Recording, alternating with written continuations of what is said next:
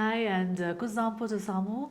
So, as you know, that we are celebrating 3 years of Samo, and it gives me so much pleasure to have 𝐊𝐭𝐡 𝐒𝐚𝐲𝐬𝐚 here with us today at Samo. And 𝐊𝐭𝐡 𝐒𝐚𝐲𝐬𝐚, she's been working as a media specialist at the Department of Revenue Custom, and she's been with the civil service for over 35 years. So she's probably one of the oldest person that's been working in the media space, and somebody who has seen like probably the biggest revolution and evolution of media in Bhutan. So, thank you so much for joining us today. And I know that over the years, you have been looking at Samu's evolution as well, And I really want to understand from you and to learn from you, and also to get like a sense of what were your first reactions and thoughts, when we launched Samu. First of all, I'd like to start by thanking Nima for inviting me to be in this space. And I knew you as a young girl working in BBS when you were just 19 years old. And that just shows how long I've been in the field, And as a 19-year-old, I've never seen anybody with so much of passion for what you do. And to see it being realized now, how many years later, and to see that you stuck to your dreams and to your passion. And that, for me, it's so wonderful to see that happening. And when you told me about Samu, and I've seen Samu, I've visited the platform. In fact, I even became a member, and I watched some lovely shows like Jarwa, Chasing Stars, Tabahoka, to name a few. And I was like, wow, this little girl, when she was 19, has now matured into the CEO of Samu and is doing such wonderful things. And the message that I can pass on to all the youth of Bhutan is, now is the time, seize the moment. She's a role model, and with this kind of role model, the youth of Bhutan are so lucky. The times that we're living in now, His Majesty is doing wonderful things, and what we have right now, it's like, if they are passionate about it, it can become their reality, and who knows what else we have to look forward to in the future. But this is a shining example of what Samu is, and it's like all I can say is I'm so proud that you have succeeded, and I'm so proud to be here. Thank you so much, Joe. Yes, we met in BBS when I was 19 years old, and in fact, I think I learned so much from you then, because I was like brand new, young girl, trying to do something different, I think, at BBS as well. And there you were, so you were a great mentor at the time. And over the years, we've not just, I think, worked together, but at the same time, you've also been good, very strong support system, trying to always encourage, trying to always motivate, not just me, but so many other women in this media space. So for you, who's been working in this media space for so long, today we have a platform like Samu, but how did Samu happen? And what kind of, roles that you as a media professional, or in that space, like what kind of role has technology, or in that space, like what kind of role has like development in the media space, got to do with what we have now today as Samu? I would rather put it the other way. You must have struggled a lot, because from the government sector, I think it's the field of media is still not understood that well, but they do. Like sometimes, like in the tax side, we have given tax holidays. So that should be actually a good indicator that even from our side, that we believe in promoting the industry. So, but maybe we still need to do more in how to promote them, and we can work together. But basically, I think you're on a good path, and what you're doing, are you now floating shares and getting more people to join Samu, so more partnerships, and I think that's also a very good development. So that will open the market more. So you'll have a lot of investors, and once they invest, then you can grow even more. So then you don't have to depend so much on not having enough capital to do your ventures and to do something that might be really required for your organization, for it to grow even bigger and better. So I think you're on the right path when you float their shares and become a public limited company. Yeah. Yes. Okay. As women working in the media space, so we don't have enough, even in Bhutan right now.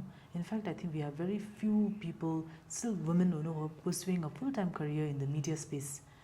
So since you are among the few women again choosing the media, then since then and now, do you see that there has been an increasing number of females taking up roles in the media, or do you see that nothing much has changed in that space, although there's been a big shift and evolution of media in Bhutan? From an observer's point of view, I would say we've had some stars also. If you look at 𝐷 she used to be in BBS. Yeah. She was there as a young producer. I remember her very well. Now she was a prominent member in the National Assembly, and I think she's doing a wonderful job in the 𝐷 organization. So she was also one of the leading people in media. Then of course you have 𝐊𝐚𝐲𝐬𝐚𝐧𝐠. Yeah. And I remember her when she was there, I said, if you can survive 5 years in BBS, then you'll make it. But I think she did whatever she could, and I think it was about 5 years. But she's also, she's making her own, creating, or should I say that she's also has contributed to media, because it's like the politics also. So the same kind of challenges I think women face joining politics. In any other field also, that women would face similar kind of. So they either have to excel a lot, and if they have the support from friends, family, and I guess the community, they will do something about their lives. But I think in the end it just comes down to having patience and not letting things get in your way, rising up again and again. Like I think in your case, if I remember you were given a lot of tasks.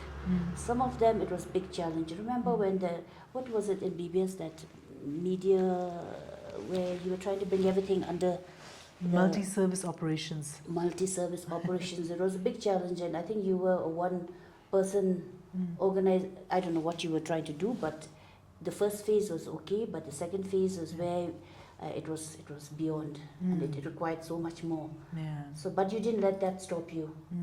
You continued from there. You went to do your further studies, and then you continued your further studies, and you're back here with your dreams still intact and still prospering. So I think for any woman, if they believe in themselves and they believe in what they have to do, and their dreams can be fulfilled. I mean, you're a shining example. Thank you. We, so when we talk about women pursuing their dreams, we also chatted a little bit about how these days we have so many young people with an interest in media, that they have the ability to do everything on their own, things that a lot of us used to learn probably in a more formal setting. These days, young people are able to do this on their phones itself. So when you think about all that, where do you think, that the potential of the creative industry is, especially in harnessing the full potential of our youth? That is quite an interesting question, I would say, because in that same way, I'm also challenged. I finished my education and all when we didn't have internet, we didn't have television, so everything for us was manual. So we had, with digitalization came new challenges which we had to learn. I think the youth are so lucky because most of them, like now, a mobile phone is it's like part and parcel of their life. They don't even have to learn much. They teach themselves, and among friends they learn, and that's how you have all those videos coming out. So, and they're learning themselves, and it's quite interesting. They're lucky in a way, versus like the older generation, that we still, if I need to produce something, I need to again reach out to somebody to produce it for me. Even if I have the ideas, I still need somebody to put it together, package it together. And most of the youth now, They are a script writer, they are the producer, they are even the actors, if I may say so. They put it on a stand and they're acting, dancing. They're like, it's all in one. It's amazing.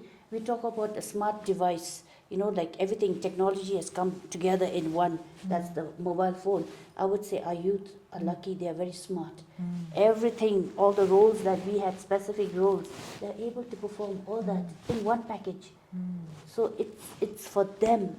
If they have the passion, like I had earlier said, that they can achieve, they can reach out. But the only mistake they should not have is to expect too many handouts. That will be their downfall. If they're waiting for somebody to do something for them, and they should be passionate and do it themselves. Don't wait, because sometimes those crucial years or the moment can be lost if they keep waiting. Seize the moment. Do it. You might not succeed at first, but do it again. Because I remember when we were doing Grease, the audition for Grease, and I was there in the team, and all young children came forward. By young children means they were 14-year-olds, 15-year-olds, 16-year-olds who auditioned for the role, and they came for the singing part of it. And when we told them that you had to sing, dance and act everything together, they all looked so shocked and they looked quite scared. And then when we just demonstrated, one of our team members, Shami, she's a lot of expert in this, she just got up and she just demonstrated what they're supposed to do, and they did it spontaneous. And I'm like, oh my God, the youth, so much of talent. I think, especially Bhutan now, we are at a very important juncture in Baba and the nation's journey. So we have, I think, a lot of challenges at the same time, but also infinite potential and possibilities. So in this path that we have chosen for ourselves, the creative industry, what do you think, that for 𝐿𝐴𝐚𝐲, what are key areas that we need to focus on, to make sure that we can take ourselves to the next level? Well, in that area, y'all are even more advanced than my thoughts. I'm like a little bit behind now, and I think where the future is going is, a lot of AI. AI is taking over a lot of the things that people used to do. They say now AI can do it. We don't use a lot of AI in our productions.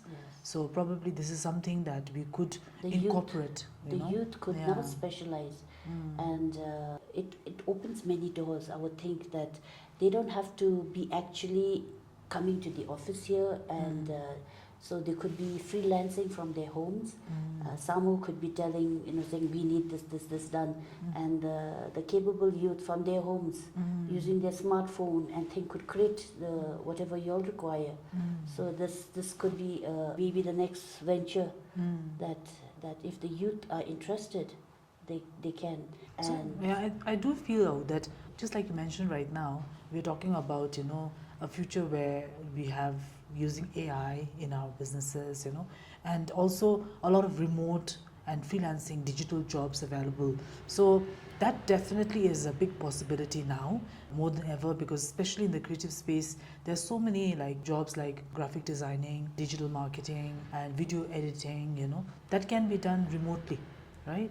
So I think with that, we look forward to the future, and we also look forward to hoping that in the next few years we'll be able to set bigger milestones for 𝐿𝐴𝐚𝐲 as well, and we'll be able to take the entire creative industry and perhaps all the young people who have interest in the creative sector to a whole new level. So this is what we aspire to. So thank you so much for being a part of, especially my journey as founder of 𝐿𝐴𝐚𝐲, as a young girl with big dreams, I think, and then how you have seen me grow from that very young person to today, where we are at 𝐿𝐴𝐚𝐲. And I feel that it's very important also that we have people at a very young age, people we can look up to, and also people who take us seriously. For me, that mattered, I think, at that point, that you didn't think of me, like, okay,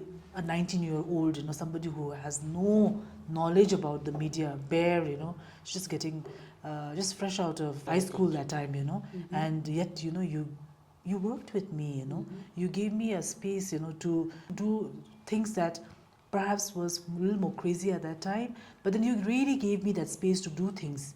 And I think that actually helped me to really grow and become more confident in myself, and that has played a big role. So I want to thank you personally for all everything that you did then when I was 19, and also over the years, your guidance and your support. And also I want to share with you all here, that 𝐤𝐭𝐡, I know she's not a really, really big fan of a lot of Bhutanese content. She does watch a lot of Bhutanese content, but not on a regular basis, no? But yet, I remember that every year on Losar or Christmas holidays, you would buy 𝐷𝐸 subscription plans for all your stuff. Not my stuff. I would buy it for like people that I met. Then I would give them 𝐷𝐸. Yes. So, she was one of the few people, who would gift 𝐷𝐸 subscription, to people who worked with her. So thank you so much, that you have shown support towards 𝐷𝐸. You've encouraged us, you have tried to push us, and we hope that in the next few years we'll be able to reach a whole new level and make you even more proud of us. Thank you.